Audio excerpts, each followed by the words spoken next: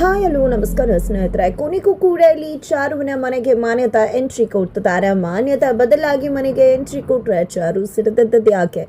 ಇತ್ತ ಕಡೆ ರಾಘು ಕಳ್ಳನಾಗಿ ಆಫೀಸಿಂದ ಹೊರಗಡೆ ಹೋಗ್ಬೇಕಾಯ್ತಾ? ಏನಾಯ್ತು, ಏನು ಕತೆ, ಎಲ್ಲವನ್ನ ಕೂಡ ತಿಳ್ಕೊಬೇಕು ಅಂದರೆ ಈಗಲೇ ನಮ್ಮ ಈ ಚಾನಲ್ನ ಸಬ್ಸ್ಕ್ರೈಬ್ ಮಾಡಿ, ಹಾಗೆ ಈ ಒಂದು ವಿಡಿಯೋವನ್ನು ಪೂರ್ತಿಯಾಗಿ ನೋಡೋದನ್ನು ಯಾವುದೇ ಕಾರಣಕ್ಕೂ ಕೂಡ ಮರಿಬೇಡಿ.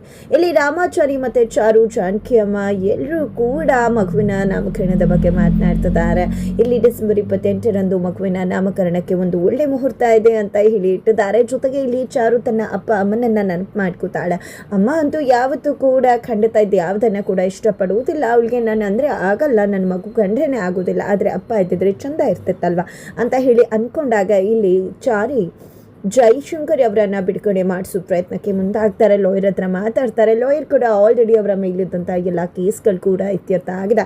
ಜಸ್ಟ್ ಒಂದು ಕಾನೂನಿನ ಒಂದು ಪ್ರೋಸೆಸ್ ನಡೀತದೆ ಅಷ್ಟೇ. ಒಂದು ಪ್ರೊಸೀಜರ್ ಮುಗಿದ ನಂತರ ಎಲ್ಲ ರೀತಿಯಲ್ಲೂ ಕೂಡ ಆದ ನಂತರ ಖಂಡಿತವಾಗ್ಲೂ ಅವರು ಡಿಸೆಂಬರ್ 27ರಂದು ಬಿಡುಗಡೆ ಆಗ್ತಾರೆ ಅಂದಾಗ ರಾಮಾಚಾರಿಗೆ ತುಂಬ ಖುಷಿ ಆಗಿಬಿಡುತ್ತೆ. ಬಿಕಾಸ್ ಡಿಸೆಂಬರ್ 28ಕ್ಕೆ ತಮ್ಮ ಹೆಣ್ಮಗುವಿನ ನಾಮಕರಣ ಇರುವುದರಿಂದ ತಾತ ದಿನ ಬಂದರೆ ಚಾರುಗೆ ಕೂಡ ತುಂಬ ಖುಷಿ ಆಗುತ್ತೆ ಅನ್ನೋದು ಚಾರಿಯ ಒಂದು ಭಾವವಾಗಿದೆ. ಇದೇ ಒಂದು ವಿಷಯದಲ್ಲಿ ಮನೆಯಲ್ಲಿ ಸಂಭ್ರಮ ಸಡಗರ ಮನೆ ಮಾಡಿದೆ. ಆ ಒಂದು ಸಮಯದಲ್ಲಿ ಇಲ್ಲಿ ಮನೆಗೆ ಒಂದು ಕೊರಿಯರ್ ಬರುತ್ತೆ. ಕೊರಿಯರನ್ನು ನೋಡಿದ್ದೆ, ಯಾರು ಕೊರಿಯರ್ ಗಿಫ್ಟ್ ಕಳಿಸಿದ್ದಾರೆ ಅಂತ ಹೇಳಿ ಮುರಾರಿ ಹೇಳಿದಾಗ ಯಾರದು ನೋಡು ಅಂತ ಹೇಳ್ತಿದ್ದಾಗೆ ಬಿಗ್ ಶಾಕ್ ಆಗ್ತಿದ್ದಾರೆ. ಬಿಕಾಸ್ ಅದು ಬಂದಿರೋದು ಮಾನ್ಯತಾಯಿಂದ, ಮಾನ್ಯತಾ ಕಳಿಸಿರೋದು ಅಂತ ಹೇಳ್ತಿದ್ದಾಗೆ ದಯವಿಟ್ಟು ಓಪನ್ ಮಾಡಬೇಡಿ ಅಂತ ಹೇಳಿ ಮುರಾರಿ ಹೇಳ್ತಿದ್ದಾರೆ.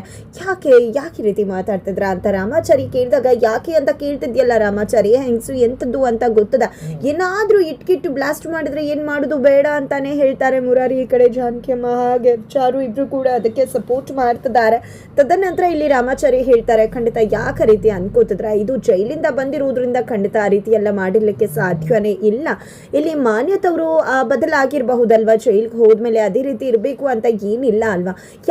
ಯಾಕೆ ಚಾರು ಮೇಡಮ್ ಅವರೇ ಈ ರೀತಿ ಗಾಬರಿ ಆಗ್ತಿದ್ರ? ಖಂಡಿತ ಬದಲಾವಣೆಗೆ ಮನುಷ್ಯ ಒಕ್ಕುತ್ತಾನೆ. ಹಾಗೆ ಅವರ ಮನಸ್ಥಿತಿ ಕೂಡ ಜೈಲ್ಗೆ ಹೋದ್ಮೇಲೆ ಬದಲಾಗಿರ್ಬೋದು. ಹೊರಗಡೆ ಇದ್ದಾಗ ಬೇರೆ ರೀತಿ ಇರ್ತಾರೆ, ಅದೇ ರೀತಿಯಾಗಿ ಜೈಲ್ಗೆ ಹೋದಾಗ ಒಬ್ಬರೇ ಇರುವುದರಿಂದ ಅವರ ಮನಸ್ಥಿತಿ ಕೂಡ ಬದಲಾಗಿರುತ್ತೆ ಅಂತ ಹೇಳಿ ರಾಮಾಚಾರಿ ಹೇಳ್ತಾರೆ. ಜೊತೆಗೆ ನೀವು ಭಯಪಟ್ಟಾಗ ಏನು ಕೂಡ ಅಂತ ವಸ್ತು ಇದರಲ್ಲಿ ಇರುವುದಕ್ಕೆ ಸಾಧ್ಯನೇ ಇಲ್ಲ, ಆ ರೀತಿ ಎಲ್ಲ ಅಲ್ಲಿ ಚಾನ್ಸಸ್ ಕೂಡ ಇರುವುದಿಲ್ಲ ಜೈಲಿಂದ ಬರುವುದಕ್ಕೆ ಅಂತ ಹೇಳಿ ರಾಮಾಚಾರಿ ಹೇಳಿದಾಗ ಈ ಕಡೆ ಜಾನಕಿ ಅಮ್ಮ ಆದರೂ ಕೂಡ ರಾಮಾಚಾರಿ ಅವರು ಮಾಡಿರೋದೆಲ್ಲ ನೆನೆಸ್ಕೊಂಡ್ರೆ ಖಂಡಿತ ಭಯ ಆಗತ್ತೆ ಅಂದಾಗ ಆ ರೀತಿ ಏನೂ ಇರೋದಿಲ್ಲ, ಓಪನ್ ಮಾಡೋಣ ಅಂತ ಹೇಳ್ತಾರೆ. ನಂತರ ಮುರಾರಿನೇ ಅದನ್ನ ಓಪನ್ ಮಾಡ್ತಾರೆ. ಓಪನ್ ಮಾಡ್ತಿದ್ದಾಗೆ ಮಗುವಿಗೆ ಒಂದು ಬಟ್ಟಿಯನ್ನ ಕಳಿಸಿದ್ದಾರೆ ಮಾನ್ಯತಾ. ಅದರ ಜೊತೆಗೆ ಒಂದು ಪತ್ರವನ್ನ ಕೂಡ ಇಟ್ಟಿದ್ದಾರೆ. ಆ ಒಂದು ಪತ್ರವನ್ನ ಚಾರು ಓದ್ತಾಳೆ. ಚಾರು ಓದದ ಕೆಂಡಾಮಂಡಲ ಆಗ್ತದಾಳೆ. ಬಿಕಾಸ್ ಆ ಒಂದು ಪತ್ರದಲ್ಲಿ ಮಾನ್ಯತಾ ಅವರು ತಮ್ಮ ತಪ್ಪಿನ ಅರಿವಾಗಿದೆ, ನಾನು ತುಂಬ ತಪ್ಪು ಮಾಡಿದ್ದೀನಿ, ಖಂಡಿತ ನಿಮ್ಗೆ ಯಾರಿಗೂ ನನ್ನ ಮೇಲೆ ನಂಬಿಕೆ ಬರುವುದಿಲ್ಲ, ನಾನು ನನ್ನ ಮಗಳಿಗೂ ತೊಂದರೆ ಮಾಡಿದ್ದೀನಿ, ಅವಳ ಗಂಡನನ್ನು ಸಾಯಿಸೋಕೆ ಹೋಗಿದೆ, ಮಗುವನ್ನು ಸಾಯಿಸೋಕೆ ಹೋಗಿದೆ, ನನ್ನಂಥ ಹೆಣ್ಮಗಳು ಇರುವುದಕ್ಕೆ ಸಾಧ್ಯನೇ ಇಲ್ಲ. ಆದರೆ ಜೈಲಿಗೆ ಬಂದ ನಂತರ ನನಗೆ ಮನವರಿಕೆ ಆಗಿದೆ, ನನ್ನ ತಪ್ಪೇನು ಅಂತ ಅರ್ಥ ಆಗಿದೆ, ನನ್ನ ತಪ್ಪಿಗೆ ಶಿಕ್ಷೆಯನ್ನು ನಾನು ಮನಸ್ಫೂರ್ತಿಯಾಗಿ ಅನುಭವಿಸ್ತಾ ಇದ್ದೀನಿ. ಖಂಡಿತವಾಗ್ಲೂ ನಾನು ಆ ಶಿಕ್ಷೆಯನ್ನು ಮನಸ್ಫೂರ್ತಿ ಸ್ವೀಕರಿಸಿದ್ದೀನಿ. ಆದರೆ ನನ್ನ ಮೊಮ್ಮಗಳನ್ನ ನೋಡು ಭಾಗ್ಯ ಅಂತೂ ಖಂಡಿತ ನನಗಿಲ್ಲ ಅಂತ ಗೊತ್ತದೆ. ಆದರೆ ನನ್ನ ಮೊಮ್ಮಗಳಿಗೆ ನಾನು ದುಡಿದ ದುಡ್ಡಿನಲ್ಲಿ ಬಟ್ಟೆ ಕೊಡಿಸ್ಬೇಕು ಅಂತ ಆಸೆ ಪಟ್ಟೆ ಈ ಒಂದು ಬಟ್ಟೆಯನ್ನು ಕೊಡಿಸ್ತಿದ್ದೀನಿ. ದಯವಿಟ್ಟು ಈ ಒಂದು ಬಟ್ಟೆಯನ್ನು ನನ್ನ ಮೊಮ್ಮಗಳಿಗೆ ಹಾಕೋದ್ರಿಂದ ನಾನು ದುಡಿದಂಥ ದುಡ್ಡಿಗೆ ಒಂದು ರೀತಿಯ ಬೆಲೆ ಬರುತ್ತೆ ಅಂತ ಹೇಳಿ ಮಾನ್ಯತಾ ಬರ್ದಿರ್ತಾರೆ. ಅದನ್ನು ಓದಿದ್ದೆ ಚಾರು ಸಿಕ್ಕಾಪಟ್ಟೆ ಕೋಪ ಮಾಡಿಕೊಂಡು ಹಾಗೆ ಬಟ್ಟೆ ಎಲ್ಲ ಎಸ್ದು ಬಿಡ್ತಾಳೆ. ಯಾವುದೇ ಕಾರಣಕ್ಕೂ ಈ ಬಟ್ಟೆಯನ್ನು ನಾನು ನನ್ನ ಮಗಳಿಗೆ ಹಾಕೋದಿಲ್ಲ ಅಂತ. ಈ ಕಡೆ ಜಾನಕಿ ಅಮ್ಮ ಕೂಡ ಹೌದು ಬೇಡ, ನಿಜಕ್ಕೂ ಅಂತ ಒಂದು ಮನಸ್ಥಿತಿ ಇರುವ ಹೆಂಗಸು ಕಳಿಸಿರೋ ಬಟ್ಟೆ ನನ್ನ ಮೊಮ್ಮಗಳಿಗೆ ಹಾಕೋಲ್ಲ ಅಂತ ಹೇಳಿ ಜಾನಕಿ ಅಮ್ಮ ಕೂಡ ಹೇಳ್ತಾರೆ. ಈ ಕಡೆ ರಾಮಾಚಾರಿ ಏನು ಈ ರೀತಿ ಎಲ್ಲ ಮಾತಾಡ್ತೀರಾ, ಅವ್ರು ಮಾತಾಡಿರೋ ಮಾತುಗಳನ್ನ ನೋಡಿ ಖಂಡಿತವಾಗ್ಲೂ ಅವರು ಬದಲಾಗಿದ್ದಾರೆ, ಆಸೆ ಪಡ್ತಿದ್ದಾರೆ ಅಂದಾಗ ಇಲ್ಲ, ಆ ಹೆಂಗಸು ಬದಲಾಗೋದಕ್ಕೆ ಸಾಧ್ಯ ಇಲ್ಲ, ಎಷ್ಟೆಲ್ಲ ಮಾಡಿದ್ದಾರೆ, ಈಗಲೂ ಕೂಡ ಪದೇ ನಂಬಿ ಮೋಸ ಹೋಗೋದಕ್ಕೆ ಸಾಧ್ಯನೇ ಇಲ್ಲ ಅಂತ ಹೇಳಿ ಚಾರು ಮತ್ತೆ ಜಾನಕಿ ಅಮ್ಮ ಜೊತೆಗೆ ಮುರಾರಿ ಕೂಡ ಅದನ್ನೇ ಸಪೋರ್ಟ್ ಮಾಡ್ತಾರೆ. ಆದರೆ ಇಲ್ಲಿ ರಾಮಾಚಾರಿಗಂತೂ ನಿಜಕ್ಕೂ ಕೂಡ ತುಂಬ ವಿಚಾರ ಆಗ್ತದೆ. ಈ ಕಡೆ ಚಾರು ಅಂತೂ ನನ್ನ ಮಗಳಿಗೆ ಆ ಬಟ್ಟೆ ಹಾಕ್ಲೇ ಕೂರ್ದು ಅಂತ ಕಂಡೀಷನ್ ಹಾಕಿದ್ದಾರೆ. ಆದರೆ ಒಂದು ಬಟ್ಟೆಯನ್ನು ತೆಗೆದು ತುಂಬಾನೇ ಸೇಫ್ ಆಗಿ ಇಟ್ಕೋತಿದ್ದಾರೆ ರಾಮಾಚಾರಿ.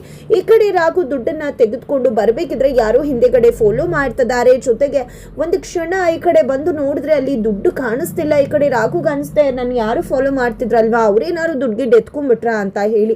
ತದನಂತರ ತುಂಬ ಗಾಬರಿ ಮಾಡ್ಕೊಂಡಿದ್ದೆ, ನೋಡ್ತಾರೆ ಕೆಳಗಡೆ ಬಿದ್ದಿರತ್ತೆ. ಹಾಗೆ ಎತ್ತಿಟ್ಟು ಆ ಒಂದು ಕಾರಲ್ಲಿ ಇರ್ತಾರೆ ರಾಘು. ತದನಂತರ ಕಾರನ್ನು ಡ್ರೈವ್ ಮಾಡಿಕೊಂಡು ಹಾಗೆ ಹೋಗ್ತಿದ್ದಾರೆ. ಇತ್ತ ಕಡೆ ಶಿಫಾಲಿ ತುಳಸಿ ಅವರಿಗೆ ಕಾಲ್ ಮಾಡಿ ನಮ್ಮ ಪ್ಲಾನ್ ಸಕ್ಸಸ್ ಆಗಿದೆ ಅಂತ ಹೇಳ್ತಾರೆ. ತುಳಸಿ ಅವರಂತೂ ಫುಲ್ ಖುಷಿ ಆಗ್ಬಿಟ್ಟಿದ್ದಾರೆ.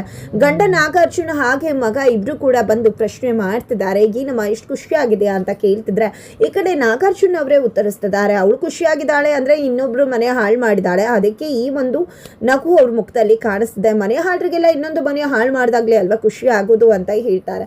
ಈ ಕಡೆ ತುಳಸಿ ಅವರು ಇನ್ನು ಮುಂದೆ ಯಾವುದೇ ಕಾರಣಕ್ಕೂ ರಾಘು ಮತ್ತೆ ಜಾನ್ಸಿ ಜೊತೆಲಿರೋದಕ್ಕೆ ಸಾಧ್ಯನೇ ಇಲ್ಲ, ನನ್ನ ಪ್ಲಾನ್ ವರ್ಕ್ ಆಗಿದೆ. ಕಾರ್ ಡ್ರೈವರ್ ಆಗಿ ಬಂದಿರೋ ರಾಘು ಮುಂದೆ ಗಂಡ ಆಗಬೇಕು, ಎಲ್ಲ ನೆನಪನ್ನ ತರಿಸ್ಬೇಕು ಅಂತ ಅನ್ಕೊಂಡಿದ್ದ. ಬಟ್ ಅವ್ನ ಪ್ಲಾನ್ ಫ್ಲಾಪ್ ಆಗಿದೆ. ಯಾವುದೇ ಕಾರಣಕ್ಕೂ ಡಿವೋರ್ಸಿ ಗಂಡ ಮತ್ತೆ ಜಾನ್ಸಿನ ಒಂದಾಗೋದಕ್ಕೆ ನಾನಂತೂ ಅದಕ್ಕೆ ಅವಕಾಶ ಮಾಡಿಕೊಡ್ಲಿಲ್ಲ ಅಂತ ಹೇಳಿ ತುಳಸಿ ಅವರು ತುಂಬಾ ಅಂದ್ರೆ ತುಂಬಾ ಖುಷಿ ಪಡ್ತಿದ್ದಾರೆ. ಇತ್ತ ಕಡೆ ರಾಘು ಹೋಗಿದ್ದೆ, ಆ ಒಂದು ಬಿಲ್ಡಿಂಗ್ ಹತ್ರ ಹೋಗಿದ್ದೆ, ದುಡ್ಡನ್ನ ತಲುಪಿಸ್ತಾರೆ. ಜಾನ್ಸಿಗೆ ಕಾಲ್ ಮಾಡಿ ಆ ವ್ಯಕ್ತಿ ಹೇಳ್ತಾರೆ, ನಿಮ್ ಕಾರ್ ಡ್ರೈವರ್ ದುಡ್ಡು ತಂದು ಕೊಟ್ಟಿದ್ದಾರೆ 18 ಲಕ್ಷ ಅಂತ. ಈ ಕಡೆ ಜಾನ್ಸಿ 18 ಲಕ್ಷಣ ಅಂತ ಹೇಳಿ ಶಿಫಾಲಿ ಕರೆದು ಕೇಳಿದಾಗ 20 ಲಕ್ಷ ಅಂತ ಹೇಳ್ತಾರೆ. ನಮ್ಮ ಕಾರ್ ಡ್ರೈವರ್ಗೆ ದುಡ್ಡು ಕೊಡಿ, ನೀವು ಕರೆಕ್ಟಾಗಿ ಲೆಕ್ಕ ಹಾಕಿದ್ರಲ್ವಾ 18 ತಾನೆ ಅಂತಾಗ ಹೌದು ಮೇಡಮ್ 18 ಇರುವುದು ಅಂತ ಹೇಳ್ತಾರೆ. ಸರಿ ಆಯಿತು ಅಂತ ರಾಘುಗೆ ಫೋನ್ ಕೊಡ್ತಾರೆ. ನೀನು ಮೊದಲು ಅಲ್ಲಿಂದ ಹೊರಟು ಬಾ ಆಫೀಸ್ಗೆ ಅಂತ ಹೇಳಿದಾಗ ಮೇಡಮ್ ನಂಗೆ ಸ್ವಲ್ಪ ಕೆಲಸ ಇದೆ ಮೇಡಮ್ ಅಂತ ಹೇಳಿದ್ದಕ್ಕೆ ಸುಮ್ಮನೆ ಹೊರಟು ಬರಬೇಕಂದ್ರೆ ಹೊರಟು ಬರಬೇಕು ಅಷ್ಟೇ ಅಂತ ಕೇಳ್ತಿದ್ದಾರೆ. ತದನಂತರ ಇಲ್ಲಿ ರಾಘು ಬರ್ತಿದ್ದಾಗೆ ದೊಡ್ಡ ಹಂಗಾಮನೆ ನಡೀತದೆ. ಈ ಕಡೆ ಎಲ್ಲಿ 18 ಲಕ್ಷ ಯಾಕೆ ಕೊಟ್ಟೆ, ಇದ್ದಿದ್ದು 20 ಲಕ್ಷ ಅಲ್ವಾ ಅಂದಾಗ ಇಲ್ಲ ಮೇಡಮ್ 18 ಲಕ್ಷನೇ ಇದ್ದಿದ್ದು, ಇವ್ರು ಕೊಟ್ಟಿದ್ದೆ ಅಷ್ಟು, ನಾನು ಲೆಕ್ಕನೂ ಕೂಡ ಹಾಕಿಲ್ಲ, ಕೊಟ್ಟಷ್ಟನ್ನ ಹಾಗೆ ಕೊಟ್ಟು ಬಂದಿದ್ದೀನಿ ಅಂದಾಗ ಇಲ್ಲಿ ಶಿಫಾಲಿ ಇಲ್ಲ 20 ಲಕ್ಷ ಇತ್ತು ಅಂತಾರೆ. ಈ ಕಡೆ ರಾಜು ಅವರು ನಾನು ಹೋಗ್ತೀನಿ ಅಂತ ಹೇಳಿದೆ, ಇವರೇ ನನ್ನ ಕೆಲಸ ಇದೆ ನಾನು ಹೋಗಿ ಬರ್ತೀನಿ ಅಂದ್ರು ಅಂದಾಗ ಏನು ಮಾತಾಡ್ತಿದ್ರ, ನೀವೇ ತಾನೇ ಕೈಕಾಲು ನೋವು ಅಂತ ನನಗೆ ಕೊಟ್ಟು ಕಳಿಸಿದ್ದು, ನನ್ನ ಕೆಲಸನೂ ಇತ್ತು ಅಂತ ಹೋದೆ ಅಷ್ಟೇ, ಸುಳ್ಳು ಹೇಳ್ತಿದ್ರಲ್ಲ ಅಂತ ಹೇಳ್ತಾರೆ. ಇಲ್ಲ ಅದು ಇಲ್ದಿದ್ದೆ 18 ಲಕ್ಷ ಅಂತ ರಾಘು ಹೇಳ್ತಿದ್ದಾರೆ. ಈ ಕಡೆ CCTV ಫುಟೇಜ್ ನೋಡಿ ಗೊತ್ತಾಗುತ್ತೆ ಅಂತ ಹೇಳ್ತಾರೆ. CCTV ಫುಟೇಜ್ನ ಕೂಡ ಚೆಕ್ ಮಾಡಿದಾಗ ಅಲ್ಲಿ 20 ಲಕ್ಷನೇ ಶಿಫಾಲಿ ಕೊಟ್ಟಿರ್ತಾಳೆ. ಬಟ್ ನಂತರ ರಾಜು ಬೇಕಾದ್ರೆ ನನ್ನ ಚೆಕ್ ಮಾಡ್ಕೊಳ್ಳಿ, ನನ್ನ ಹತ್ರ ಇಲ್ಲ ಅಂತ ಹೇಳ್ತಾರೆ. ಬಟ್ ಈ ಕಡೆ ರಾಘುನ ಚೆಕ್ ಮಾಡಿದಾಗ ಅಲ್ಲಿ 2 ಲಕ್ಷ ಇರುತ್ತೆ. 2 ಲಕ್ಷ ತಗೊಂಡಿದ್ದೆ ನೋಡಿದ್ರ ಮೇಡಮ್, ಇಲ್ಲೇ 2 ಲಕ್ಷ ಇಟ್ಕೊಂಡಿದ್ದಾನೆ ಅಂದಾಗ ಇಲ್ಲ ಅದು ನನ್ನ ತಂಗಿ ದುಡ್ಡು, ಇಲ್ಲೇ ಫೈನಾನ್ಷಿಯರ್ ಬಂದು ಕೊಟ್ಟು ಹೋದ್ರು ಆ ದುಡ್ಡನ್ನ ಅಂತ ರಾಘು ಹೇಳ್ತಿದ್ದಾರೆ. ಬಟ್ ಇಲ್ಲಿ ಜಾನ್ಸಿ ಅಂತೂ ಇಲ್ಲ ನೀನು ಹೇಳ್ತಿರೋದು ಸುಳ್ಳು, ರಾಯ್ ಮುಖಾಂತರ ನನ್ನ ಹತ್ರ ದುಡ್ಡು ಕೇಳಿದೆ, ನಾನು ಕೊಡ್ಲಿಲ್ವಲ್ಲ ಅದಕ್ಕೆ ಇಲ್ಲಿ ಲಪ್ಟಾಯಿಸಿದ್ಯಾ, ನಿನ್ನ ತಂಗಿಗೆ ಈ ರೀತಿ ಎಲ್ಲ ಕಳ್ಳತನ ದುಡ್ಡಿಂದ ಓದಿಸಿದ್ರೆ ವಿದ್ಯೆ ಹತ್ತತೆ ಅಂತ ಅನ್ಕೊಂಡಿದ್ದೆ, ಖಂಡಿತ ಒಳ್ಳೇದಾಗೋದಿಲ್ಲ ಅಂತ ಜಾನ್ಸಿ ಹೇಳ್ತಾರೆ. ಇನ್ನು ಮುಂದೆ ನೀನು ನನ್ನ ಒಂದು ಹದ್ದಿನ ಕಣ್ಣಿಗೆ ಸಿಕ್ಬಿದ್ದಾಯ್ತು, ನೀನೆಲ್ಲೂ ಕೂಡ ಕೆಲಸ ಮಾಡೋದಕ್ಕೆ ನಾನಂತೂ ಅವಕಾಶ ಮಾಡಿಕೊಡೋದಿಲ್ಲ, ನೀನೆಲ್ಲೂ ಕೆಲಸ ಮಾಡಿಕೊಡ್ದು, ಇಲ್ಲೂ ಕೂಡ ನಿಮಗೆ ಜಾಗ ಇಲ್ಲ ಅಂತ ಹೇಳ್ತಿದ್ದಾರೆ. ಈ ಕಡೆ ರಾಯ್ ರಾಘು ಪರವಾಗಿ ಬ್ಯಾಟಿಂಗ್ ಮಾಡೋಕೆ ಬಂದರೂ ಕೂಡ ಇದೆಲ್ಲ ಅವನ ಪ್ರೀ ಪ್ಲಾನ್, ಅವನೇ ಬೇಕು ಅಂತ ಇಷ್ಟೆಲ್ಲ ಕ್ರಿಯೇಟ್ ಮಾಡಿರೋದು, ರಾಯ್ ನೀನು ಸುಮ್ಮನಿರು ಅಂತ ಹೇಳಿ ಸುಮ್ಮನಿರಿಸ್ತಾರೆ ಜಾನ್ಸಿ. ತದನಂತರ ಇಲ್ಲಿ ರಾಘುನ ಕುತ್ತಿಗೆ ಹಿಡಿದು ಹೊರಗಡೆ ದಬ್ತಿದ್ದಾರೆ. ತಪ್ಪೇ ಮಾಡದಿರೋ ರಾಘು ಇವತ್ತು ಅಲ್ಲಿ ತುಳಸಿಯ ಕುತಂತ್ರಕ್ಕೆ ಬಲಿಯಾಗಿ ಇಲ್ಲಿ ಜಾನ್ಸಿ ಆಫೀಸಿಂದ ಹೊರಗಡೆ ಹೋಗಬೇಕಾಗಿದೆ. ಅದರ ಜೊತೆಗೆ ಅವನ 2 ಲಕ್ಷ ರೂಪಾಯಿ ಕೂಡ ಜಾನ್ಸಿಯ ಕೈಯನ್ನ ತಲುಪಿದೆ. ಈ ಕಡೆ ತಂಗಿಗೆ ಫೀಸ್ ಕಟ್ಟಬೇಕಾಗಿದೆ, ಈ ಕಡೆ ಸಾಲ ಮಾಡಿರೋ ದುಡ್ಡು ಕೂಡ ಕೈಯಲ್ಲಿಲ್ಲ. ಹಾಗಿದ್ರೆ ಏನು ಮಾಡ್ಬೋದು ರಾಘು, ಏನಾಗತ್ತೆ ತಿಳ್ಕೋಬೇಕು ಅಂದರೆ ಮುಂದಿನ ವೀಡಿಯೋಗೆ ವೇಟ್ ಮಾಡೋದನ್ನು ಮರಿಬೇಡಿ.